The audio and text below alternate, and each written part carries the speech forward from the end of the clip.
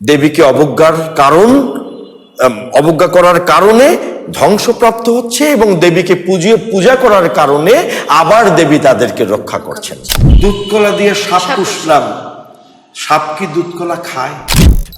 আজকে মনসা বার, মনসা বেহা হয়ে রয় নাকি, যদি ধর্মীয় দৃষ্টিভঙ্গি থেকে আমরা বলি, মনসার মাহাত্ম্য সূচক কাহিনী।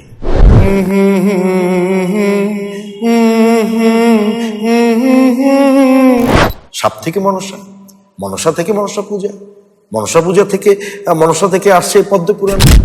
ওই সত্তার ভেতরে তার নিজস্ব সত্তা প্রবেশ করে, এরকম একটি ধারণা তৈরি। তখন বলি মনসা তার উপরে ভর করেছেন, মনসার ভার পড়েছেন। দেবী মনসা বিভিন্ন নামে পূজিত হচ্ছেন। জগৎকারুর মাধ্যমে কিন্তু এই আস্তিক মুনির জন্ম প্রদান করে। এখানে ওই প্রকৃতি দিয়ে সৃষ্টি দেবতাই মুখ্য, মানুষ তার আরাধনা করবে না তো কার আরাধনা করবে? এই জায়গাটা থেকে আমাকে বঞ্চিত কেন করবা তুমি? মা মনসার গভীর মেলবন্ধন নিয়ে বি বাংলার আজকের আলাপচারিতায় এমন একজন ব্যক্তিত্ব উপস্থিত আছেন, যিনি একাধারে একজন লেখক, শিক্ষক, গবেষক, সংস্কৃতি কর্মী, দেবাশিস চক্রবর্তী। দাদা কেমন আছেন? ভালো, তুমি ভালো আছো? হ্যাঁ দাদা, ভালো আছি। মনসা মঙ্গলের কথা থেকে দাদা যেটুকু আসলে মা মনসা কে, তার পরিচয়টা কি? দেবী মনসা শিবের মানস কন্যা, সেহেতু দেবী মনসা পার্বতীর কন্যা। আরেকটি পুরাণ মতে ধারা রয়েছে দেবীর জন্ম সম্পর্কে। কাশ্যপ মুনি দেবীর পিতা এবং অগস্ত্য মুনি দেবীর কন্যা, এবং দেবীর স্বামী হিসেবে যাকে গ্রহণ করেছিলেন তিনি হচ্ছেন জরৎকারু। মা মনসা লৌকিক দেবী, লোকবাংলার প্রচলিত দেবী। সর্পাঘাত থেকে মুক্তি পাওয়ার জন্য এই অঞ্চলের মানুষ, বিশেষ করে জলাভূমি, কর্দমাক্ত ভূমি এবং স্যাঁতস্যাঁতে আবহাওয়ার মানুষ মা মনসার আরাধনা করে থাকে। এ নিয়ে অনেক কাহিনী রয়েছে, পুরাণ মতে বিভিন্ন গ্রন্থে আমরা পেয়ে থাকি। মা মনসার এক চোখ কিন্তু নেই। এক্ষেত্রে কিন্তু বলা হয়ে থাকে যে তাকে কানী বলেও কিন্তু অভিহিত করা হয়েছে। তিনি একদিকে প্রচণ্ড রাগী, তার বাহন যদিও হাঁস, তারপরেও কিন্তু তার দুহাতে কিন্তু সাপ থাকে, দুহাতে পদ্ম, দুহাতে সাপ। মনসা কিন্তু উর্বরতার প্রতীক, প্রজননের প্রতীক। মনসার এই রূপের সঙ্গেও কিন্তু আমরা একটি বৈশ্বিক মিলও খুঁজে পাই। প্রাচীন মিশরে কিন্তু আইসিস নামে এক দেবী ছিলেন, সেই দেবীর সঙ্গে কিন্তু মনসার একটা চমৎকার একটি মিল খুঁজে পাওয়া যায়। আইসিস জাদুবিদ্যার দেবী, প্রজননের দেবী, উর্বরতার দেবী। তিনিও কিন্তু প্রচণ্ড রাগী ছিলেন। এই আইসিস দেবী তার স্বামী ওরাইসিসকে যখন পুনর্জীবিত করেন একটি কাহিনীর ভিতর থেকে, এবং চমৎকার একটি কাহিনী রয়েছে সেই প্রাচীন মিশরের। আমাদের দেবী মনসার ক্ষেত্রেও কিন্তু একটি কাহিনী রয়েছে, যে কাহিনীটি বেহুলা লক্ষিন্দরের কাহিনী। সেই বেহুলা লক্ষিন্দরের কাহিনীর ভেতরেও কিন্তু বেহুলা প্রচণ্ড পরিমাণে কষ্টসাধ্য আরাধনার মধ্য দিয়ে তার স্বামী লক্ষিন্দরকে জীবিত করে তুলেছেন। এই মনসার সঙ্গে কিন্তু আমরা ল্যাটিন আমেরিকারও অনেক দেবীর, প্রাচীন দেবীর মিল খুঁজে পাই। এর একমাত্র বিষয় হচ্ছে কি সর্প, সাপ, বিষাক্ত। এবং সেই সর্প এবং সর্পাঘাত থেকে মুক্তি পাওয়ার জন্যই কিন্তু মানুষ ভীত সন্ত্রস্ত হয়ে দেবীর আরাধনা করেছে বিভিন্ন নামে বিভিন্ন রূপে। এটি একটি লোকায়ত চরিত্র, যদি আমি ইতিহাসের আলোকে বলতে চাই। আর ধর্মীয় আলোকে আমাদের দেবী মনসা আমাদের দেবী, আরাধ্য দেবতা এবং উর্বরতার দেবী, প্রজননের দেবী, সাহসের দেবী, রক্ষাকর্তা হিসেবে তিনি আমাদের মাঝে রয়েছেন। এমনও বলা হয়ে থাকে, মা মনসার পুজো যিনি দেন তিনি কখনোই সর্পাঘাত প্রাপ্ত হন না, আঘাতপ্রাপ্ত হন না। এই বিষয়গুলোকে নিয়েই কিন্তু নানা কাহিনী, নানা সাহিত্য, নানা বিষয় কিন্তু রচিত হয়েছে, তাই না? তো আমাদের এখানে আসলে মনসা পূজার প্রচলনটা কি করে হলো, এটা যদি একটু বলতেন। দেবী মানেই পূজিতা, দেবতাও পূজা চায়। মনসামঙ্গল কাব্যের লেখা অনুযায়ী আমরা দেখি, স্বর্গলোক থেকে যখন মর্তলোকে মানুষের পূজা আকাঙ্ক্ষা দেবীর ভেতরে যখন জাগ্রত হয়, তখন দেখা যায় যে সাধারণ কিছু মানুষ, মানে লোকসমাজ দেবীকে গ্রহণ করলেও একটু উচ্চবিত্ত সমাজ কিন্তু দেবীকে গ্রহণ করছে না। তখন মনসার ভেতরে এক ধরনের ক্রোধের সৃষ্টি হয়। সেই ক্রোধ থেকে জন্ম নেয় এক কাহিনী, এবং এই কাহিনীর ভিত্তিতেই গড়িয়ে গড়িয়ে আমরা দেখি যে মনসা এই মর্তলোকে পূজিত হচ্ছেন। এই কাহিনীটি মনসা মঙ্গল কাব্যের ভেতর থেকে আমরা পাই। লোকায়ত কাব্য একটি যুগের চিহ্ন, একটি অন্যতম সাহিত্য ধারা। মঙ্গল কাব্যের যুগে এই মনসামঙ্গল রচিত হয়। বেশ কয়েকজন কবি সাহিত্যিকই কিন্তু এই মনসামঙ্গল রচনা করেছেন। আমরা দেখতে পাই একেবারে ভারতের বাংলার পশ্চিম প্রান্তে মেদিনীপুর থেকে শুরু করে উত্তর প্রান্ত, হিমালয়ের পাদদেশ থেকে শুরু করে এবং দক্ষিণবঙ্গ পর্যন্ত বেশ কয়েকজন কবি কিন্তু মনসামঙ্গল কিন্তু রচনা করেছেন। ক্ষেমানন্দ, কানাহরি দত্ত। আমাদের অঞ্চলে যে মনসামঙ্গল রচিত হয়েছিল, এর রচয়িতা বিজয়গুপ্ত, যার বাড়ি এই বরিশাল অঞ্চলে। বরিশাল জেলার আগলঝাড়া উপজেলার গৈলাই ইউনিয়নের ফুল্লশ্রী গ্রামে তিনি জন্মগ্রহণ করেছিলেন, এবং তিনি স্বপ্নাদিষ্ট হয়ে এই মনসামঙ্গল কাব্য রচনা করেন। মা মনসা তাকে যখন স্বপ্ন দেখান, তখন তিনি বলেন যে, ওঠো ওঠো পুত্র, গা তোলো। যারা রচনা করেছেন এর আগে যে মনসামঙ্গল, মনসার মাহাত্ম্য সূচক কাহিনী রচনা করেছেন, সেই কাহিনী কিন্তু মনোপুত হচ্ছে না আমার। তুমি আমার মাহাত্ম্য সূচক কাব্য তুমি রচনা করো, এবং এই মর্তলোকে তুমি আমার মাহাত্ম্য ছড়িয়ে দাও। এই কিন্তু বিজয়গুপ্ত এক ছাতিম গাছের তলায় বসে, এখন যেখানে মনসা মন্দির রয়েছে সেই গৈলাতে একটি পর্যটন কেন্দ্র হিসেবে পরিগণিত হয়েছে। অসাধারণ একটি মন্দির রয়েছে, এবং বছরের এই মনসা পুজোকে কেন্দ্র করে কিন্তু সেখানে বিরাট আয়োজন হয়।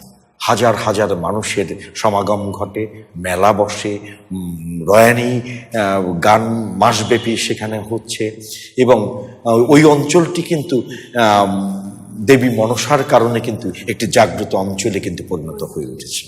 দাদা, এই আলোচনার মধ্য থেকে একটি শব্দ বের হলো রয়ানি। রয়ানি, মনসামঙ্গল, দুটো কি একত্রে কোনো শব্দ, বা দুটোর মধ্যে কোনো পার্থক্য আছে? চমৎকার প্রশ্ন। মনসামঙ্গল মঙ্গল কাব্যের যুগের রচিত কাব্যগ্রন্থ একাধিক, আর রয়ানি হচ্ছে বিজয়গুপ্ত রচিত মনসামঙ্গলের গীতরূপ। এই গীতরূপ কখনো কখনো বিভিন্ন জায়গায় বিভিন্ন নামে কিন্তু প্রচলিত। যেমন আমরা পশ্চিম বাংলায় একে ভাসান বলি, আমাদের এই অঞ্চলে বলি রয়ানি। এরকম বিভিন্ন অঞ্চল, বেহুলা লক্ষিন্দরের কাহিনী, হ্যাঁ, এই বিভিন্ন নামে কিন্তু আমরা এটাকে ব্যবহার করে থাকি। আমাদের এই অঞ্চলে, বিশেষ করে দক্ষিণাঞ্চলে, বাংলাদেশের দক্ষিণাঞ্চলে মনসামঙ্গলের যে রূপটি গীত হয়ে আসছে তাকে রয়ানী বলে।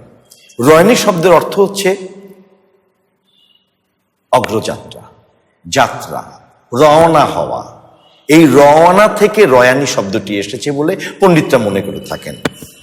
রওনা মানে আগেরকার দিনে এই বর্ষার কালে এক জায়গা থেকে আর এক জায়গায় যেতে নৌকা ছিল প্রধান বাহন।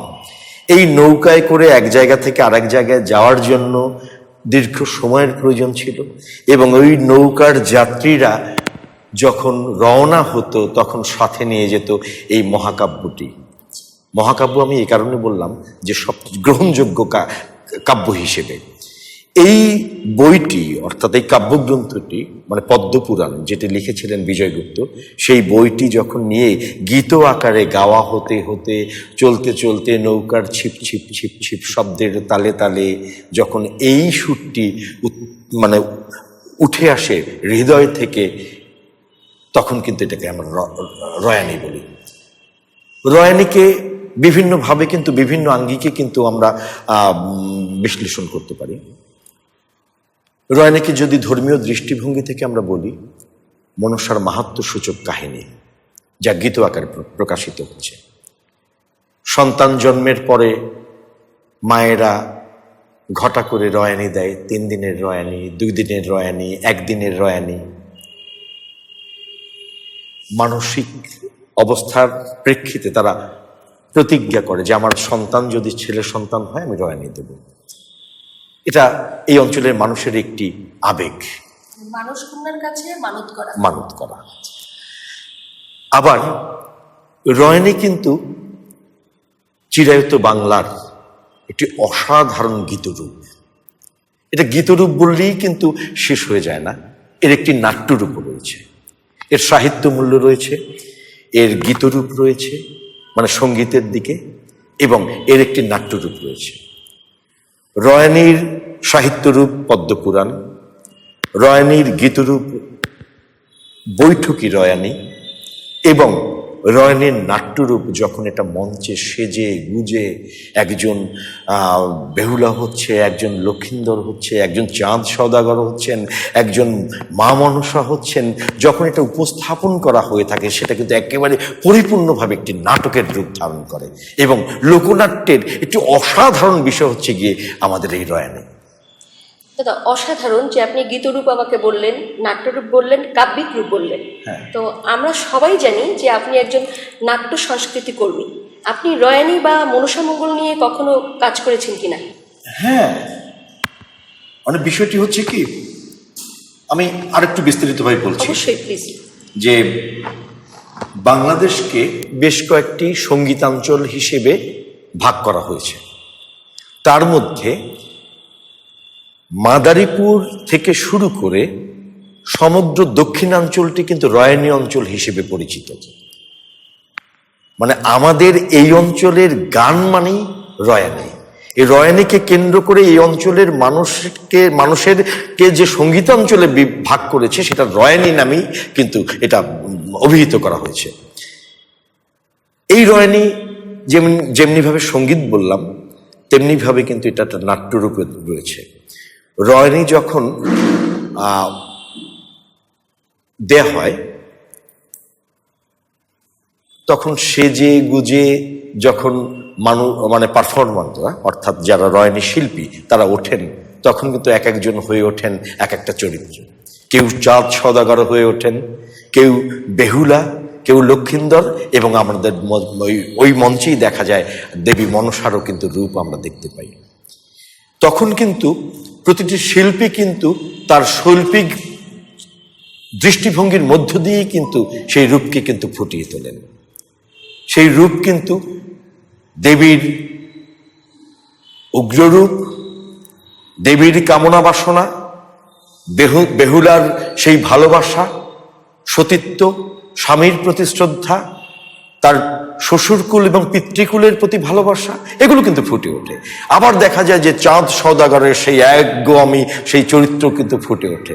এই যে চরিত্রগুলোকে ফুটিয়ে তোলা, মঞ্চে উপস্থাপন করা, এটা তো অসাধারণ একটা নাট্যরূপ। এই অসাধারণ নাট্যরূপকেই কিন্তু আমরা কিন্তু তুলে ধরেছি বিভিন্নভাবে। বাংলাদেশ শিল্পকলা একাডেমি, এশিয়াটিক সোসাইটি, বাংলা একাডেমির মঞ্চে কিন্তু বিভিন্নভাবে কিন্তু রয়ানি কিন্তু প্রদর্শিত হয়ে আসছে এবং খুব জনপ্রিয় একটি অনুষ্ঠান হিসেবেই কিন্তু এটা প্রদর্শিত হয়ে আসে। আমি মনে করি এই রয়ানির এই কাহিনীকে, বেহুলা লক্ষিন্দারের এই কাহিনীকে আমরা সবাই জানি, কিন্তু এর বিভিন্ন আঙ্গিকগুলোকে আরো ভালোভাবে ফুটিয়ে তুললে পরেই কিন্তু দেখা যাবে যে এর সাহিত্য রূপকে আমরা নতুন নতুন ভাবে আমরা তুলে ধরতে পারছি। শুধুমাত্র এটা তুলে ধরার মধ্য দিয়ে কিন্তু বিভিন্ন আঙ্গিক এবং বিভিন্ন দিক কিন্তু ফুটে ওঠে। আমি যেমন বলি, চাঁদ সওদাগরের যে মনসাকে পুজো দিবে না, এই যে তার একগুয়ামি মনোভাব, আবার পুজো দিচ্ছে, এই যে তার যে নতি স্বীকার হওয়া, দেবীর প্রতি তার শ্রদ্ধা বোধ তৈরি হওয়া, কোনো না কোনো যতটুকু হোক না কেন, হয়েছে তো একটা পর্যায়ে। তো এই যে কাহিনীগুলো, এটা কিন্তু মানুষেরই কিন্তু একটা চরিত্র, মানুষেরই কিন্তু হৃদয় ভিত্তিক বা মানুষের চরিত্রগুলি কিন্তু ফুটে ওঠে এর ভেতরে।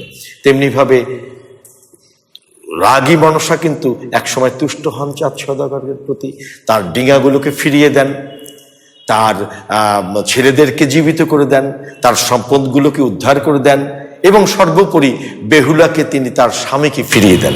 মানে এখানে আমরা দেখতে পাচ্ছি এই গল্পে মায়ের উগ্ররূপ আবার মাতৃরূপ।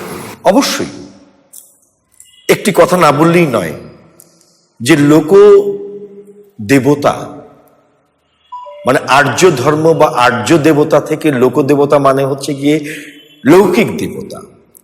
মনসা কিন্তু লৌকিক দেবী। সেই এই লৌকিক দেবীকে এই লোকসমাজে কিন্তু পূজিত, লোকসমাজ দ্বারাই পূজিত। এই লোকসমাজ যখন তাকে পুজো করে, লোকসমাজের যে ধারণা রয়েছে, আমরা দেখব বনবিবির পাঁচালী দেখি, আমরা শীতলা পূজা দেখি, উগ্রচণ্ডী দেখি, তারপরে মনসার পাঁচালী আছে, কিন্তু এরকম বিভিন্ন পাঁচালী যেগুলো দেখি আমরা, সেখানে কিন্তু একটি ধারা কিন্তু রয়েছে যে প্রথমে দেবীর দ্বারা বা দেবতার দ্বারা দেবতাকে পূজা না করার কারণে দেবতা রুষ্ট হয়ে ওঠেন এবং এই দেবতাকে পরবর্তীতে দেবতা পূজিত হওয়ার পরে তিনি আবার সেই ভক্তকে বা তার যিনি পুজো করছেন তাকে তিনি আবার রক্ষা করেন, রক্ষাকর্তা হিসেবে আবির্ভূত হন। এটা কিন্তু একটা পাঁচালীর কিন্তু ধারা। আপনি লক্ষ্মীর পাঁচালী যখন পড়বা যখন, তখন দেখবা যে কিভাবে পথের ভিখিরি করে দিচ্ছে, আবার লক্ষ্মী তাকে, মা লক্ষ্মী তাকে ধন সম্পদে পরিণত করে দিচ্ছে। তেমনি লোকসমাজের ভেতরে বিভিন্ন ব্রতর পাঁচালী যেগুলো যেখানে রয়েছে, বনবিবির পাঁচালী রয়েছে, বন দুর্গার পাঁচালী রয়েছে, উগ্রচণ্ডীর পাঁচালী রয়েছে, ঘাটকালীর পাঁচালী রয়েছে, মনসাম পাঁচালী রয়েছে, এগুলোর ভেতরে ধারা কিন্তু একই রকমের। দেবীকে অবজ্ঞা করার কারণে ধ্বংসপ্রাপ্ত হচ্ছে এবং দেবীকে পূজা করার কারণে আবার দেবী তাদেরকে রক্ষা করছেন।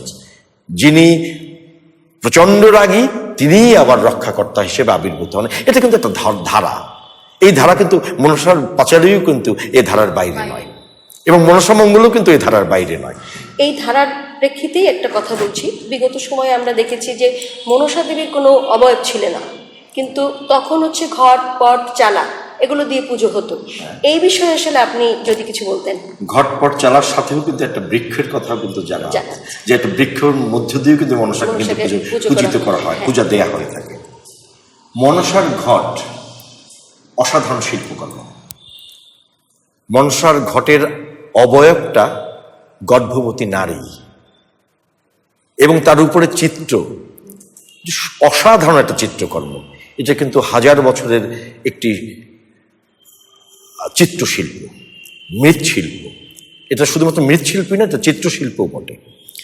এবং এর সঙ্গে যুক্ত হয় ভক্তি এবং এর সঙ্গে যুক্ত হয় ধর্মের বিভিন্ন প্রপঞ্চ।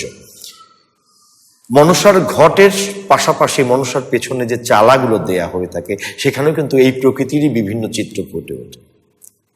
মনসার ঘট, মনসার পটের গান কিন্তু একসময় মনসার কাহিনীগুলোকে, মনসামঙ্গলের কাহিনীগুলো কিন্তু পট চিত্র ধারণ করে, মানে একে একে তা কিন্তু গীত আকারে গেয়ে গেয়ে পট গানের মধ্য দিয়ে কিন্তু মনসার এই মনসামঙ্গলকে উপস্থাপন করা হতো। এই মনসামঙ্গলকে উপস্থাপন করার ক্ষেত্রে আমি যেটা মনে করি, এখানে কিন্তু নারী সমাজের ভূমিকা ব্যাপক। একটা জিনিস লক্ষ্য করবা, মনসা নারী, বেহুলা লক্ষিন্দর বা তার পুত্র বা যাই বলি না কেন, তারা পুরুষ হলেও মূল, মানে বেহুলা ছাড়া অন্যরা পুরুষ হলেও মূল ঘটনা কিন্তু বেহুলা। বেহুলার বাসর ঘর থেকে শুরু করে তার স্বর্গ গমন পর্যন্ত এই যে লড়াই, এই লড়াইটা কিন্তু নারীর লড়াই। একজন নারী কিভাবে লড়াই করে, সংগ্রাম করে তার স্বামীকে তথা শ্বশুরকুলকে বা প্রকৃতিকে বা তার আশপাশের সকলকে, বেহুলা কিন্তু একলা জেগে ওঠেনি, তার স্বামীকে নিয়েই কিন্তু সে সুখী নয়। সে কিন্তু চেয়েছে যে আমার শ্বশুরকে বাঁচাও, আমার দেবর ভাসুরদেরকে বাঁচাও। সে কিন্তু তাই বলেনি আমার সপ্তডিঙা ফিরিয়ে দাও, সে কিন্তু শুধু তাই বলেন আমার ধোপানিকে ফিরিয়ে দাও, আমার সেই যিনি ক্ষৌরকর্ম করেন নাপিত তাকে ফিরিয়ে দাও। সে কিন্তু সবাইকে নিয়ে বেঁচেছে, বেহুলা কিন্তু একা বাঁচিয়েনি, লক্ষিন্দরকে নিয়ে কিন্তু বাঁচতে চায়নি। সে তার মনসা যাদেরকে মানে ধ্বংস করেছিল সবাইকে কিন্তু তিনি বাঁচিয়ে তুলেছেন। তার মানে কি, নারী শক্তির যে উত্থান, নারী শক্তি যে দেবলোক থেকে শক্তিপ্রাপ্ত হয়ে তিনি যখন আবার জেগে উঠেছেন, যে তখন কিন্তু সে একা বাঁচতে চায়নি, সে সবাইকে নিয়ে বাঁচতে চেয়েছে, এই প্রকৃতিকে নিয়ে বাঁচতে চেয়েছে, এই মানুষকে নিয়ে বাঁচতে চেয়েছে, মানুষকেই নয় শুধুমাত্র এই সভ্যতাকে নিয়ে বাঁচতে চেয়েছে। এটা কিন্তু নারীর জয়গান। অতএব নারীরা কিন্তু এই মনসামঙ্গল কাব্য বা রয়ানী বা মনসা পূজার অত্যন্ত গুরুত্বপূর্ণ অনুঘটক, এবং এদের মধ্যেই, নারী সমাজের মধ্যেই কিন্তু এই মনসা টিকিয়ে আছেন সবচেয়ে বেশি। দাদা, তাহলে নারীর জয়গান দিয়ে যখন কথাটা বললেন, তাহলে মনসামঙ্গলের সারমর্মটা কি? এক একজন এক এক রকমের মনে করতে পারে, সেটা নিজস্ব দৃষ্টিভঙ্গির মধ্যে দিয়ে। একজন সাহিত্যিক, যিনি সাহিত্য নিয়ে কাজ করেন বা গবেষণা করেন, তার কাছে একটা বিষয়, একজন সাধারণ মানুষের কাছে আর একটা বিষয়, আবার একজন লোকসংস্কৃতি গবেষকের কাছে কিন্তু আরেকটা বিষয় যে আসবে। আমার মনে হয় যে মনসামঙ্গলের কাহিনীটি চিরায়ত বাংলার অসামান্য একটি কাহিনী, এটা বিশ্বাস করেই এর ধর্মীয় দিকটা পাশে রেখে আমি যদি বলি, এই কাহিনীটি বাঙালি সাহিত্যের সর্বাপেক্ষা বেশি দিন ধরে টিকে থাকা একটি কাহিনী, এবং এই কাহিনীর মূল বিষয়বস্তু হচ্ছে নারী শক্তির উত্থান এবং নারীর জয়গান, এবং নারীর শক্তির মধ্য দিয়েই প্রকৃতি বেঁচে থাকে। রয়ানী নিয়ে যেহেতু কথা আমাদের হলো, রয়ানীর আসলে অবস্থাটা এখন কি আমাদের এই সমাজে? তাদের শিল্পী কোথায় আছেন, বা তারা এটাকে চর্চা করে যাচ্ছেন কিনা? দেখুন, আমি খুব খুশি হয়েছি এই প্রশ্নটার জন্য, যে ধর্মীয় বৃত্ত থেকে বেরিয়ে একটি সাংস্কৃতিক বৃত্তি নিয়ে আসার জন্য। আমি এই কথাই বলতে চাচ্ছি, ধর্ম কিন্তু সংস্কৃতির একটি অংশ মাত্র, পূর্ণাঙ্গ সংস্কৃতি নয়। রয়ানী সংস্কৃতির, আমি যে কথাটা বলেছিলাম, এই অঞ্চলকে রয়ানী অঞ্চল বলা হয়। রাষ্ট্রীয় বা সামাজিক পৃষ্ঠপোষকতা ছাড়া কোনো শিল্প কিন্তু টিকে থাকে না, আর যতটুকুই টিকে থাকে তার কিন্তু প্রস্ফুটিত হয় না। এই সমাজ এই আমাদের লোকায়ত সংস্কৃতিকে যদি টেনে তুলতে চায়, তাহলে অবশ্যই রয়ানীকে টেনে তুলতে হবে। এটা রাষ্ট্রীয়ভাবে, এটা সামাজিকভাবে, ধর্মীয়ভাবে একটি শ্রেণীবদ্ধ করে রাখলে রয়ানী প্রসার ঘটে না। আমি আবারও বলছি যে রয়ানীকে আমাদের ধর্মীয় গণ্ডির থেকেও কিন্তু বের করে নিয়ে আসা উচিত, কারণ এটা কিন্তু নারীর জয়গান। এখানে দেবীর মাহাত্ম্য থেকে আমি একজন লোকসংস্কৃতি গবেষক হিসেবে বেহুলার যে সংগ্রাম, এটাকে কিন্তু প্রাধান্য বেশি দিচ্ছি এই মুহূর্তে এই আলোচনার ক্ষেত্রে। এখানে আগলঝাড়া অঞ্চল, বরিশালের 4-5টা রয়ানীর দল রয়েছে। সুমালা দেবী নামে একজন ভালো শিল্পী ছিলেন। ননী, প্রবীর বিশ্বাস ননী নামে একজন শিল্পী আছেন, তার একটা দল রয়েছে। নিমাই দেউরির দল রয়েছে। তেমনিভাবে উজিরপুর অঞ্চলে 2-3টি দল রয়েছে এবং বরিশালের পিরোজপুর অঞ্চলেও 3-4টি দল রয়েছে। এছাড়া পটুয়াখালী, বরগুনা অঞ্চলে ছোট ছোট কিছু দল রয়েছে এবং বিক্ষিপ্তভাবে রয়নি শিল্পীরা ছড়িয়ে ছিটিয়ে রয়েছে। আষাঢ় শ্রাবণ মাসে বা এই মানত উপলক্ষে যারা রয়নি গান দেন তারা একত্রিত হয়ে ওই টিমটি আসেন, আমরা কিছু টাকা দেই এবং সেই টাকার বিনিময়ে তারা রয়নি গানগুলো গেয়ে যান। এবং এই যে গেয়ে যাচ্ছে, এখানে ভক্তকুল যারা ভক্তি ভরে শুনতেছেন তারা ধর্মীয় দৃষ্টিভঙ্গিতে শুনছে। কিন্তু রয়নিকে যদি আমরা মঞ্চে নিয়ে আসি, রয়নিকে যদি উৎসবে নিয়ে আসি, রয়নিকে যদি লোকসংস্কৃতির আঙ্গিকে যদি নিয়ে আসি, তাহলে রয়নি কিন্তু সর্বসাধারণের মধ্যে কিন্তু প্রচারটা বা প্রসারটা বেশি ঘটবে। এখানে দেবী মাহাত্ম্যের থেকে কিন্তু নারী বা সমাজের চিত্র বা তৎকালীন অবস্থার কিন্তু বিভিন্ন চিত্র ফুটে উঠতে পারে। তুমি শুনে আনন্দিত হবে। এই রয়নি গানের মধ্যেই মনসামঙ্গলের ভেতরে বা পদ্মপুরাণের ভেতরে বা ভাসান গানের ভেতরে কিন্তু ওই অঞ্চলের বিভিন্ন খাদ্য, খানা পিনা বা বিভিন্ন রকমের ঘটনার কিন্তু ক্ষুদ্র ক্ষুদ্র বিবরণ পাওয়া যায়। তার মানে কি, ওই অঞ্চলটিকে ধারণ করে কিন্তু এই সঙ্গীত ধারাতে। আমাদের বিজয়গুপ্ত রচিত যে মনসামঙ্গলটি, এটা কিন্তু এই অঞ্চলের সেই মৌরালা মাছের ঝোল, এই শাক ওই শাক, একেবারে আমাদের প্রান্তিক জনগোষ্ঠী যেটা গ্রহণ করে খাচ্ছে দাচ্ছে বা প্রান্তিক জনগোষ্ঠী যে আচরণগুলো করছে সেই ঘটনা কিন্তু এখানে কিন্তু বেরিয়ে আসছে। এটা ধর্মীয় আবহ থেকে বের করে নিয়ে এসে এটা সংস্কৃতির মূল স্রোতের সঙ্গে মিশিয়ে দেওয়া উচিত। দাদা, রয়নির কি 2-1 লাইন শুনতে পারি? রয়নির সুর? হ্যাঁ, সুর। রয়নির 8টি কি 7টি সুরে গাওয়া হয়। বিভিন্ন শিল্পীরা বিভিন্নভাবে বলে থাকেন। জীবন পর্ব, মানে যখন লক্ষিন্দর বেঁচে ওঠে তখনকার সুরটা খুব জাঁকজমক সুর। বেহুলা লক্ষিন্দরের বিবাহ পর্ব, বিষাদের পর্বে যখন ভেলায় ভাসিয়ে দেওয়া হয়, এই এক একটা পর্বে কিন্তু এক এক ধরনের সুর ব্যবহার করা হয়ে থাকে এবং প্রতিটি সুরই কিন্তু অত্যন্ত হৃদয়গ্রাহী, মানে হৃদয় কিন্তু সেই সুরগুলোকে গ্রহণ করে। যেমন মানে যখন দুঃখের সময় বেহুলার সেই ভারাক্রান্ত মনের সময় একটা সুর ব্যবহার করে থাকে। আমি কথা তো এই মুহূর্তে ওইভাবে বলতে পারবো না, আমি সুরটি মনে মনে করতে পারি।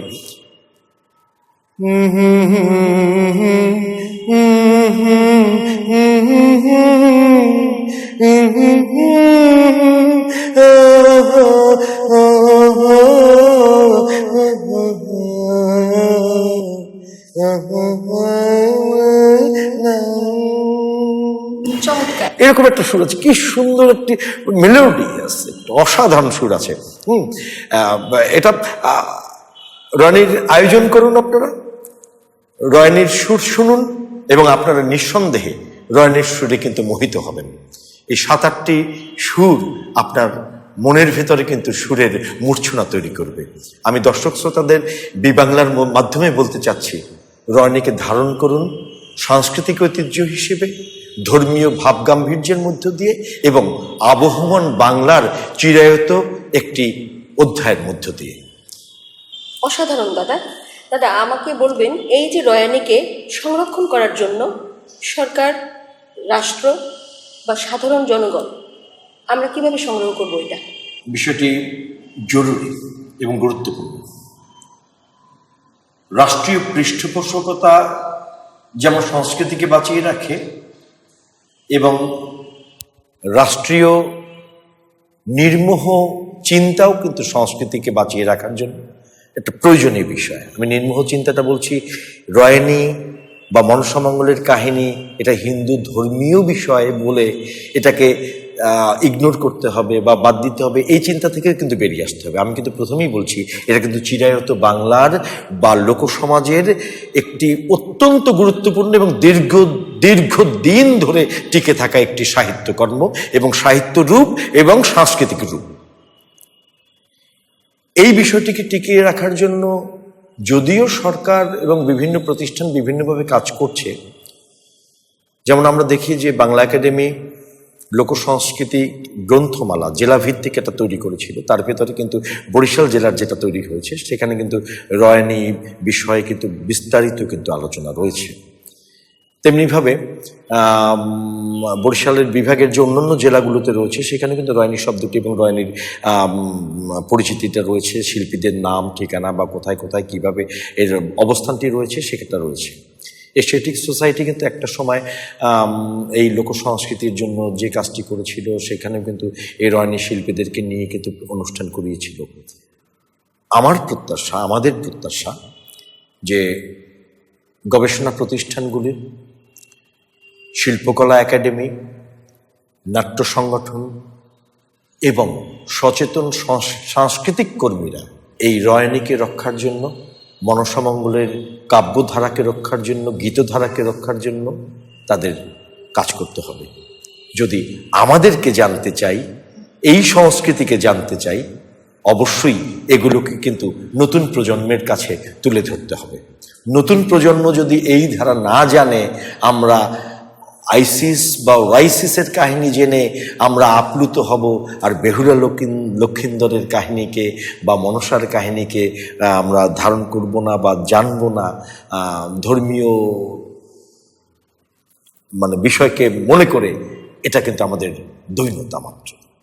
আমি মনে করি ধর্ম অন্তরের বিষয়, এর থেকে উচ্চারিত সাংস্কৃতিক বোধটুকু কিন্তু সমগ্র মানুষের বিষয়, এটা সংস্কৃতির বিষয়। যেমনিভাবে ঈদ কিন্তু আমাদের কিন্তু একটি সামাজিক উৎসব, তেমনিভাবে পুজোও কিন্তু সার্বজনীন এবং একটি সামাজিক উৎসব। হিন্দু, মুসলমান, বৌদ্ধ, খ্রিস্টান হাজারো মানুষের এই বোধটুকু যদি একত্রিত হয় তবেই কিন্তু সংস্কৃতির রং, সংস্কৃতির রূপ, সংস্কৃতির গন্ধ চতুর্দিকে ছড়িয়ে পড়বে এবং বাঙালি সংস্কৃতি যে কতটা সমৃদ্ধ এটা কিন্তু আমরা তুলে ধরতে পারব। এবং এই জন্য প্রয়োজন সকলের সমন্বিতভাবে, রাষ্ট্রীয়ভাবে, সামাজিকভাবে এগুলোকে সংরক্ষণ করা এবং এগুলোর পৃষ্ঠপোষকতা করা।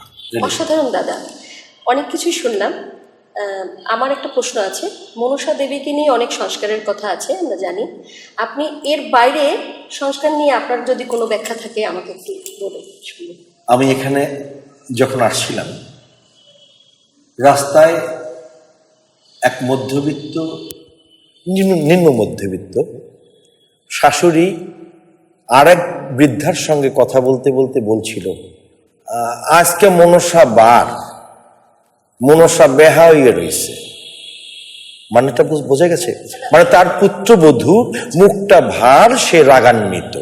এখন পুত্রবধূকে মনসার মতো তিনি দেখছেন। এই যে কথার ভেতর থেকে উঠে আসছে মনসা ভার। এই প্রশ্নটা দিয়ে বলছি আমাদের না, আরেকটু বলছি আমি, যখন একজনের প্রতি আর একজনের একটু রাগান্বিত মনোভাব থাকে তখন কিন্তু এই প্রচলিত শব্দটি কিন্তু আমরা ব্যবহৃত করি। দুধ কলা দিয়ে সাপ পুষলাম, সাপ কি দুধ কলা খায়? এই দুধ কলা মনসা পূজার একটা গুরুত্বপূর্ণ বিষয়। হ্যাঁ, দুধ কলা দিয়ে সাপ পুষল। এই দুধ কলা মনসা পূজা, দুধ কলা ছাড়া কোনো মনসা পূজা হয় না। মনসা পূজা দেখবা যে মনসা পুজোর ভেতরে সবাই দুধ কলা ফলমূলের সঙ্গে দুধ কলা নিবেই। এই দুধ কলা মনসার প্রধান নৈবেদ্য। তো এই যে দুধ কলা, মনসা ভার, মনসা বেহা, হ্যাঁ, এই যে কথাগুলো আমাদের এই অঞ্চলে প্রচলিত রয়েছে, এটা কিন্তু অসাধারণ। এটা কিন্তু সাহিত্যের ভেতরে, প্রবচনের মধ্যে বিভিন্ন ক্ষেত্রে কিন্তু আমরা কিন্তু ব্যবহার করে থাকি। একটা শব্দ মনসা ভার পড়েছে, এটার আসলে ব্যাখ্যাটা কি? এটা ধর্মীয় দৃষ্টিভঙ্গি থেকে বিভিন্ন রকমের হতে পারে। ধর্মীয় দৃষ্টিভঙ্গি বলে মনসা মা তার উপরে ভর করেছে। এটা এক ধরনের ভক্তের মনস্তাত্ত্বিক সমস্যা। এই জায়গাটি থেকে যখন একজন ভক্ত মনসা মায়ের প্রতি তার আবেগ চরম সীমায় পৌঁছে যায়, তখন সে ওই সত্তার ভেতরে তার নিজস্ব সত্তা প্রবেশ করে, এরকম একটি ধারণা তৈরি হয়। তখন সে অচেতন হয়ে মনসা দেবীর সামনে লুটিয়ে পড়ে।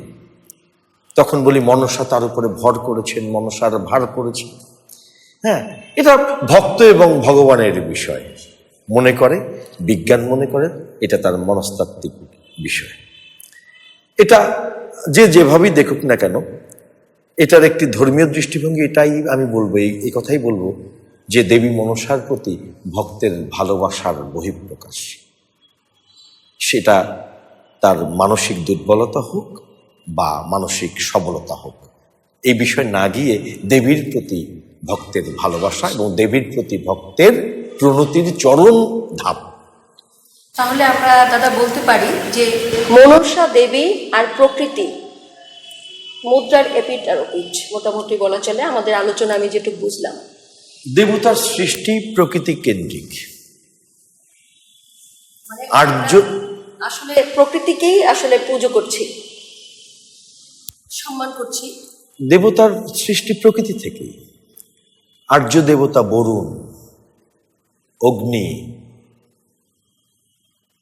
আকাশের দেবতা, জলের দেবতা, এটা শুধুমাত্র এই ভারতীয় উপমহাদেশের নয়, আর্যাবর্তেই নয়, লোকসমাজে অনেক হাজার হাজার বছর ধরেই কিন্তু এটা প্রচলিত রয়েছে।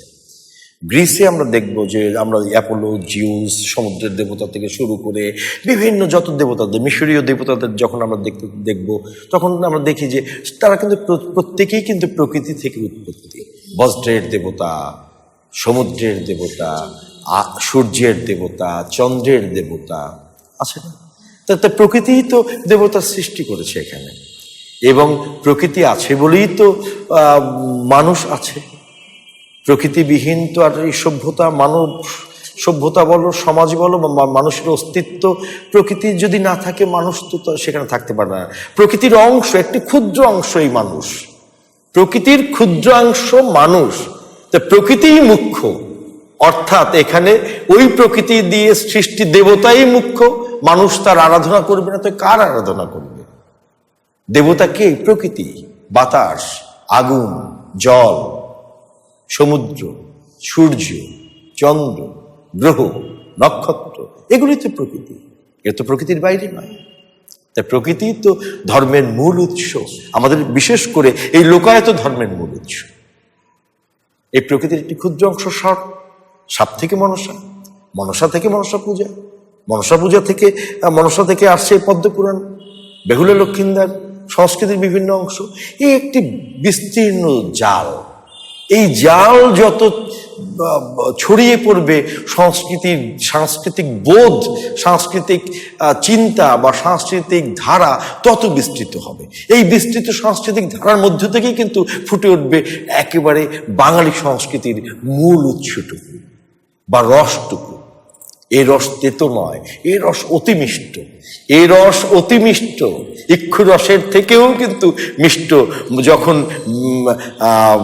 কি বলে লক্ষিন্দর জেগে ওঠে, তখন আসরের মানুষের ভেতরে যে হৃদয়ের ভেতরে যে অনুরণন তৈরি হয়, এটা কিন্তু অসাধারণ একটি চিন্তা, অসাধারণ একটি অনুভূতি। যে দীর্ঘ মরা মৃত স্বামী জেগে উঠেছে, সেই নারীর কাছে সেই মৃত স্বামী কতটা ভয়াবহ, আর একজন নারীর কাছে সেই মৃত স্বামী জেগে ওঠাটা কতটা আনন্দের, কতটা কি বলবো, এর তুলনা হয় না। তা এই স্বামীকে বাঁচিয়ে ওঠার যে কাহিনীর যে কাব্যিক রূপ, গীতরূপ বা চিন্তার রূপ, এই জায়গাটা থেকে আমাকে বঞ্চিত কেন করবা তুমি? সংস্কৃত কেন বঞ্চিত করবে? রয়ানি, গীত, মিথ, এগুলো সব চিরায়ত বাংলার একটি ঐতিহ্য। অবশ্যই, অবশ্যই। তাহলে এই জায়গাটিকে যদি ধারণ করো, আমার সংস্কৃতি কিন্তু টিকে থাকবে। আমার সংস্কৃতির রূপ, রস, গন্ধ একেবারে নিংড়ে একেবারে অমৃত ধারা কিন্তু তুমি তোমার হাতে পাবা। এবং সেই ধারা যদি আস্বাদন করো, তখন দেখবে যে এই সংস্কৃতি তোমাকে কতটা দিয়েছে, কতটা সমৃদ্ধশালী করেছে। তুমি ধারণ করো, তুমি অনুভব করতে পারবা। এবং এই জন্য প্রয়োজন অনুসন্ধান, এই জন্য প্রয়োজন গবেষণা, এই জন্য প্রয়োজন আলোচনা, এই জন্য প্রয়োজন উপস্থাপন। দাদা, আমরা যেহেতু প্রচলিত আলোচনার বাইরে গিয়ে বিক্ষিপ্ত আকারে আলোচনা করছি, সেক্ষেত্রে আমাকে একটু বলবেন মনসা দেবী আসলে কি কি নামে পূজিত হন? আর শুরুতে দুটো প্রশ্ন উঠে আসছে, কিন্তু প্রচলিত আলোচনার বাইরে গিয়ে বিক্ষিপ্ত আলোচনা, বিক্ষিপ্ততার মধ্য দিয়েই কিন্তু একটি সুন্দর বিষয় কিন্তু উঠে আসতে পারে। বিভিন্ন আলোচনা, বিভিন্ন বিক্ষিপ্ত আলোচনা হয়েছে, কিন্তু দর্শক শ্রোতারা কিন্তু এর ভেতর থেকেই কিন্তু আসল রূপটি বা রসটি কিন্তু বেছে নিতে পারেন।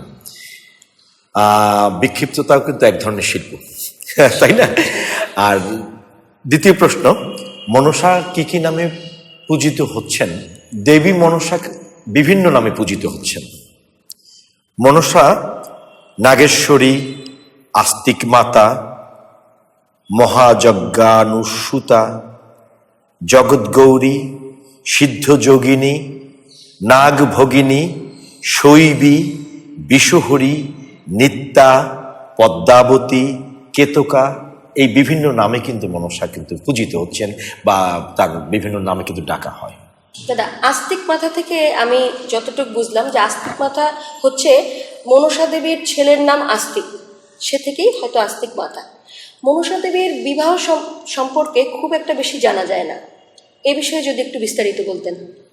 এই বিষয়ে আমিও খুব একটা বেশি জানি না, তবে যতটুকু জেনেছি আর কি।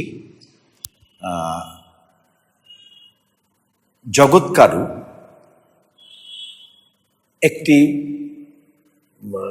স্বপ্নের মতো, বা তিনি দেখেছিলেন যে তার পূর্বপুরুষরা স্বর্গপ্রাপ্তি হচ্ছে না, শুধুমাত্র পুত্র সন্তানের অভাবের কারণে।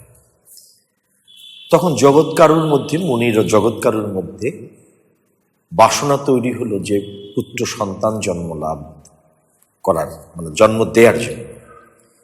এবং জগৎকারু তখন যখন মনসার সঙ্গে তার বিবাহ হয়, জগৎকারু কিন্তু চলে গিয়েছিলেন, কিন্তু মনসাকে কিন্তু ছেড়ে চলে গিয়েছিলেন একটা সময়। এবং একটা পর্বে গিয়ে কিন্তু মনসা তাকে সেভাবে আঁকড়ে ধরেই কিন্তু জগৎকারুর মাধ্যমে কিন্তু এই আস্তিক মুনির জন্ম প্রদান করেন। বিষয়টি ঘাটাঘাটি করলে আরও বেশি জানা যাবে, তবে পুত্র লাভের আশা থেকেই কিন্তু এই জগৎকারু এবং মনসার মিলন এবং আস্তিক মুনির জন্ম। এবং আস্তিক মুনি নাম ধরেই কিন্তু সর্পাঘাত থেকে মুক্তির একটি বিভিন্ন শ্লোক কিন্তু আছে। যেমন রাস্তাঘাটে চলতে গেলে সর্পাঘাত থেকে মুক্তি পেতে গেলে আস্তিক মুনি কিন্তু বলতে হয়। হিন্দু সমাজ কিন্তু এখনও এটা বলে থাকেন। আর আরেকটি জায়গা বাসুকী ভগিনী, পাতাল দেবতার বোন এই মনসা, বাসুকী নাগ, বাসুকী মুনি, সেই বাসুকী মুনির বোন হচ্ছে এই মনসা। এটা পুরাণ মতে এরকম কাহিনী অনেক রয়েছে। জগৎকারু দিয়ে একটা প্রশ্ন আবার আসছে, আমি কোথায় যেন পড়েছিলাম দাদা, যে জগৎকারু মা মনসা দেবীকে পরিত্যাগ করেছিলেন, এই বিষয়টা একটু কি যদি বলতেন। যখন তুমি পড়েছো তখন তোমার কি মনে আছে সেটা বলো।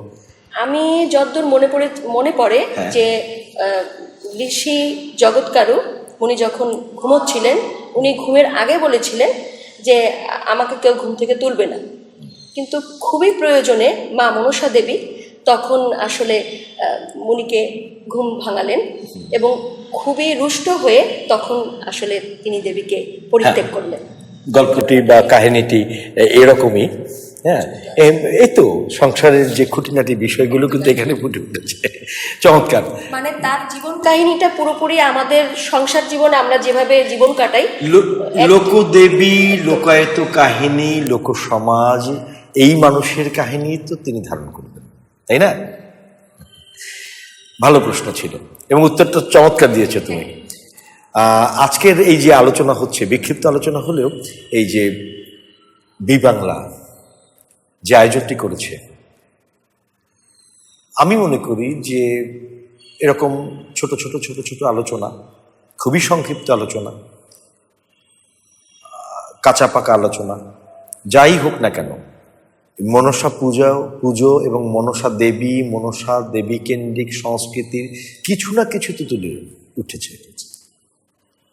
এটা কিন্তু ওই হাজার হাজার বছর ধরেই চলছে। আমি কিন্তু বারবার কিন্তু ওই হাজার বছরের কথাগুলো বলছি। এটার মূল কারণটা হচ্ছে যে লোকায়ত বা চিরায়ত বাংলার সংস্কৃতিকে ধারণ করার জন্য আমার হাজার বছরের ইতিহাস ঐতিহ্যকে ধারণ করতে হবে, এবং এই হাজার হাজার বছর ধরেই কিন্তু প্রচলিত শব্দমালাকে, গল্পমালাকে, সঙ্গীতগুলোকে, সুরগুলোকে তুলে আনতে পারলেই আমার মনে হয় যে আমরা বাঙালি এই শব্দটি জোর গলায় বলতে পারবো, আমরা টিকে যাব। হ্যাঁ, টিকে তো যেতেই হবে। আমাদের সংস্কৃতিকে আমরা তো অন্য সংস্কৃতির দ্বারা আক্রান্ত হতে দিতে পারি না। আমাদের সংস্কৃতিকে জাগিয়ে না তুললে অবশ্যই অন্যের দ্বারা আমরা আক্রান্ত হব এবং আমাদেরকে তারা গিলে খাবে। আকাশ সংস্কৃতির যুগে এই চিন্তাগুলোকেও কিন্তু এই আকাশ সংস্কৃতির মাধ্যমে, মানে যান্ত্রিকভাবে বা প্রযুক্তির মধ্য দিয়েও কিন্তু ছড়িয়ে দিতে হবে। হ্যাঁ, এটা শুধুমাত্র মন্দির কেন্দ্রিক নয়, এটা শুধুমাত্র আসর কেন্দ্রিক নয়, এটাকে কিন্তু বিবাংলা যেটা করছে আমি অ্যাপ্রিসিয়েট করি, আমি এটাকে ধন্যবাদ জানাই যে এর মধ্য দিয়ে কিন্তু সবাই জানুক, বুঝুক এবং আমাদের এই ক্ষুদ্র আলোচনাকে কেন্দ্র করে সে এর বৃহৎ অংশটুকু খুঁজে পাক এবং তারাও আলোচনা করুক। এটাই তো প্রাপ্য, তাই না? দর্শক শ্রোতা, আমার মনে হয় যে এই ক্ষুদ্র আলোচনার ভেতর থেকে যদি কোনো তথ্যসূত্র পেয়ে থাকেন বা কোনো বিষয় আপনার মনের ভেতরে প্রশ্ন তৈরি করে, এটা খুঁজে নেওয়ার দায়িত্ব কিন্তু আপনারও। আপনারা কমেন্ট করে জানাতে পারেন, আপনারা লিখে জানাতে পারেন। আমাদের সীমাবদ্ধতাকে আমরা অতিক্রম করতে চাই আপনাদের মতামতের ভিত্তিতে, আপনাদের কথোপকথনের ভিত্তিতে।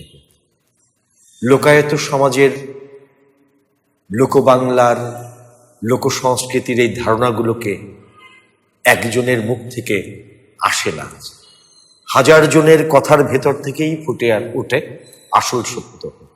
এর সত্যাসত্য নির্ণয় করা মুখ্য নয়, মুখ্য এই ধারণাটাকে ধারণ করা। আমরা সবাই এই বাংলার মানুষ, আমরা সবাই লোকায়ত বাংলার ঐতিহ্যের পুত্র বা সন্তান। আশা করি ভালো না লাগুক, মন্দ লাগেনি আপনাদের। সবার প্রতি আমার প্রণাম, নমস্কার, আদাব। প্রিয় দর্শক, এতক্ষণ সাথে থাকার জন্য আপনাদের প্রতি কৃতজ্ঞতা প্রকাশ করছি। আমাদের ইতিহাস, ঐতিহ্য, সংস্কৃতিকে ধরে রাখার জন্য আপনারা আমাদের সাথেই থাকবেন। চোখ রাখুন বিবাংলার পর্দায়।